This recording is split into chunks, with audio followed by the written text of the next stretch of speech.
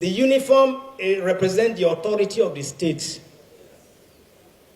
Whether it's a small boy or not, it is the authority of the state.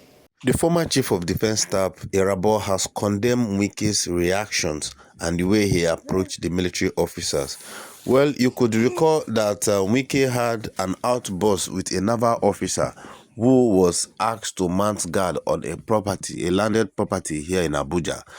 And while a lot of persons has applauded the naval officer for standing still and resilient and being smart and humble enough to, hold on the national strength, quite many have condemned the actions of the FCT minister, Nyesom Wike, who went on outburst with the naval officer, and it was a real raw word to word. Anyway, let's take a watch at this video and hear what the former chief of staff said about Wike's reaction and how he has addressed this issue. Not just him, including Buratai has also made comment to this regard. Watch this video. I'll be right back. Now, what is it? The uniform is not about who is wearing it. The uniform represents the authority of the state. Whether it's a small boy or not, it is the authority of the state. It's even worse when it is a commission officer who has a presidential commission. And so when you make such disparaging comments, you have desecrated the oath. You have desecrated the oath. What you have told the commander-in-chief and the authority that invested that position on him is that they are fools. So it is wrong. And I think that for the media, it is not about, in any case, law has two ends. For those, we also studied law. I'm not learned. But then in military law, we also taught that for you to be able to establish a crime, there are two elements: actus reus and mens rea. Actus reus, meaning that, was this thing done? Is there something that was done? And then the mens rea, what is the intention behind it?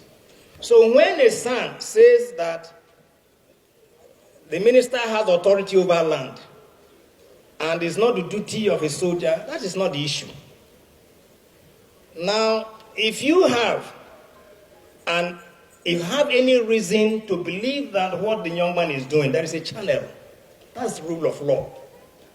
So you desecrating the oath, it has not.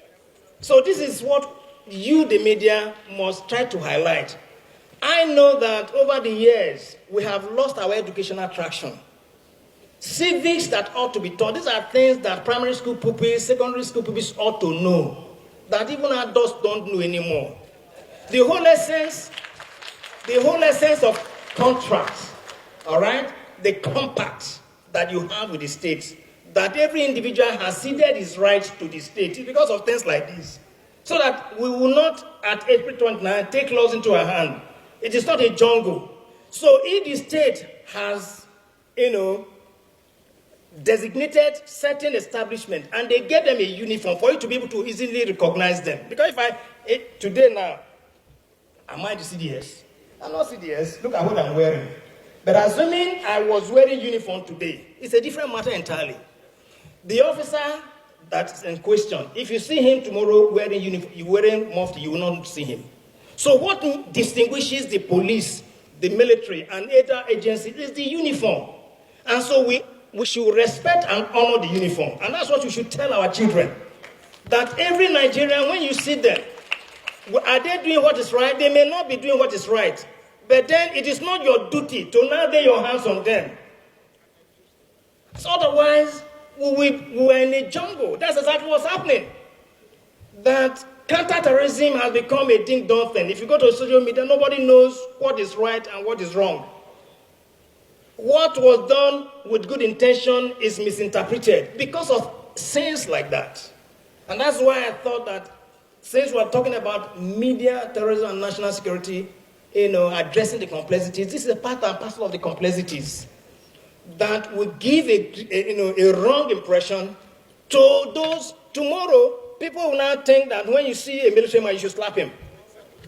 It's a jungle. Even police, why will you do that to a policeman?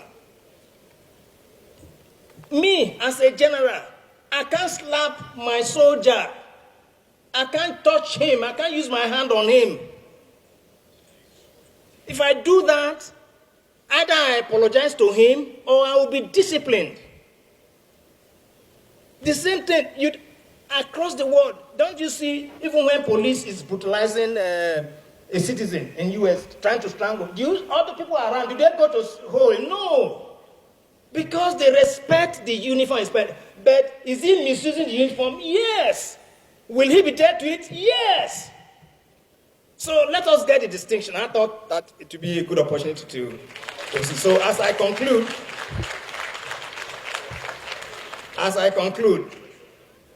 what I need us to take away is that we were reminded yesterday that as editors of the media, we are the last man standing. But then, because we are dealing with national security issues, you as last man standing, you do not have the sword to protect you. So if the first man, the second man, and third man are all dead, what becomes of you? So note that. Chief of Army Staff, Toko Buratai, has condemned Wike's confrontation with the soldier, describing it as a threat to national security that demands an immediate apology. In a strongly worded release, the former army chief said Wike's public disparagement of the uniformed officer transcends mere misconduct and represents a palpable threat to institutional integrity. Well, let's take that statement right now. Can we pull up that statement? It says, a minister's verbal assault on a military officer in uniform is an act of profound indiscipline that strikes at the core of our nation's command and control structure. It deliberately undermines the chain of command, disrespects the authority of the commander-in-chief, and grievously wounds the morale of every individual who serves under the Nigerian flag.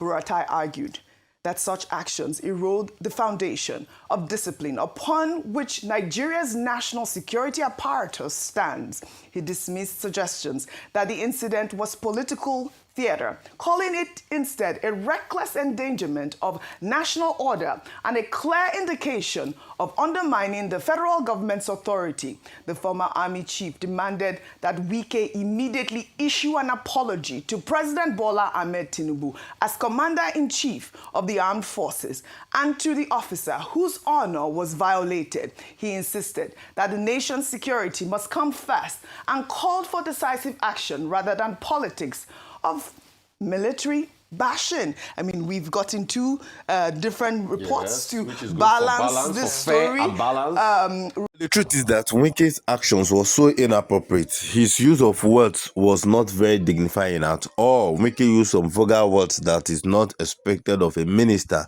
of his caliber, of his status, and a lot of persons has condemned that. Both civilians and the military has condemned his actions. It is not in his place to go and start dragging land.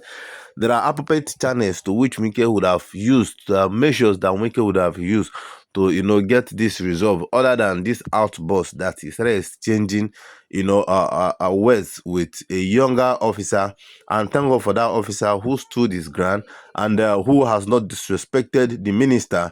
Neither has it allowed, them to be disrespected as well by way of, being intimidated with Wike's words and all of that. So it was a very, very nice approach and an applaud for the officer. Thank you very much.